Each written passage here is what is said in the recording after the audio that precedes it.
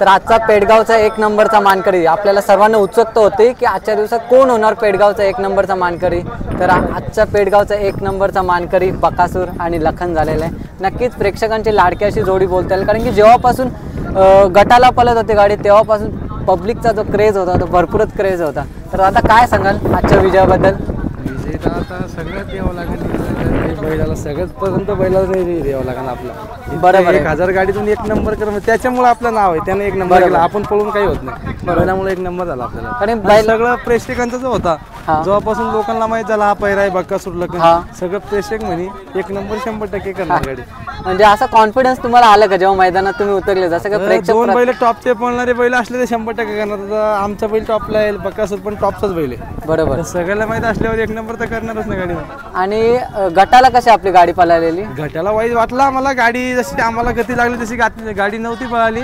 पण सेमीला आणि फायनलला गाडी एक नंबर पळाली. एक नंबर पळाली. मग सेमीला जेव्हा तुम्हाला गाडी पळाली तेव्हा असा अंदाज आला का आता आपला गुलाल एक नंबर का असणार आहे? वाटला आम्हाला एक नंबर करू आम्ही, एक नंबर 100% असं वाटलं आम्हाला. हा, अच्छा. आणि फायनल नंतर आता कसा तुम्हाला लोकांचा प्रतिसाद कसा आहे? बैलाचा तर भरपूर फॅन्स फॉलोअर झाले. मुंबई झाली, सातारा घाटावर आमच्या इकडे, म्हणजे अखंड महाराष्ट्रात नाव केलं बैलांना. असं कुठलं गाव नाही तिथं. बरोबर, लखनला ओळखत नाही आता. बरोबर, एक आपलं संभाजीनगर गाजवलं आहे. बरोबर, हे नाव आता कुठेतरी संभाजीनगर म्हणून त्याला आज ओळखता, म्हणजे त्या बैलामुळे जास्त फेमस झाला. अच्छा. आणि आता बघतो आपण आजचा जो आपला टॉपचा जो पेरा होता बकासूर आणि लखन, आता इतिहासात आपलं नाव लिहिलं जाणार सप्तहिंद केसरी बकासूर. पेडगाव म्हणलं की पुढच्या वर्षी 100% म्हणणार. मागच्या वर्षी लखन आणि बकासूर एक नंबरचा मानकरी झाला.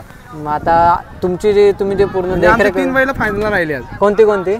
हा एक लखन आहे, तो ओम आहे, आमच्या इकडचा खंड्या नावाचा वासुरी. अच्छा, म्हणजे 4 बैल होते, ते एक वासुरी, 4 बैल आमच्या इकडे. म्हणजे तुमची जी पण मेहनत आहे ती आता तुम्हाला सफल होताना दिसते, कारण की आपण शेतकऱ्याची पंढरी जिला बोलतो तिथे तुम्ही आज गुलालात राहिलेला आणि एक नंबर देखील केलेला, आणि बाकीचे पण नंदी आपले गुलालात राहिले. म्हणजे तुमची जी पण देखरेख करायची जी मेहनत आहे ती आज तुम्हाला सफल होताना दिसते. हे मैदान म्हणजे मानाचं मैदान आहे. आता खूप लोकांची इच्छा राहते बाबा पेडगावला आपण गुलालात राहिलं पाहिजे, पण नंदीमुळे आपण राहिलो, 3-4 बैल राहिले, त्याचा आशीर्वाद आहे आपल्यावर.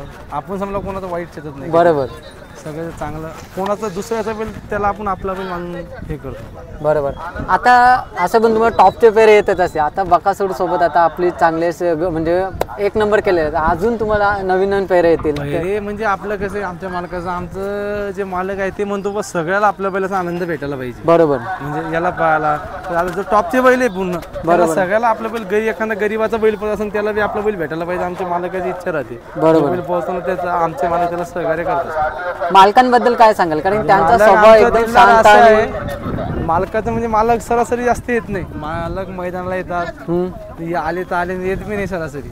बरं, पूर्ण असा विश्वास तुमच्यावर ठेवून असतात. नियोजन वगैरे तुम्हीच बघता पूर्ण? नियोजन मालकाला देतो आपण, पण सांगायचं काम आता आमचं. बरोबर, मालकाने करायचं, आपण मालकाला सांगायचं, पण मालकच नियोजन करतात सगळं. बरोबर. आणि एक प्रकारे मी बघत होतो की जसं आपण शर्यतीला घेऊन जाणार काहीतरी थोडीशी मालिश करून, नक्की काय विषय आहे त्याचा? मालिश काय नाही, सहज आपण चोळतो आपलं कसं हातपाव होईने म्हणून आम्ही चोळतो सर आमच्या दादा. म्हणजे काहीतरी असं मला वेगळं बघायला भेटलं. आपण बाकीच्यांचं बघतो थोडं पाणी टॉनिक गिनिक काही देत नाही आम्ही, तर मालिश करतो, हाताने चोळून घेतो. बैल नस गीस बैलाला काही होऊ नये म्हणून. म्हणजे पूर्ण अशी देखरेख तुम्ही बैलाची करता. चला दादा, धन्यवाद, तुम्ही तुमचा मोलाचा वेळ दिला.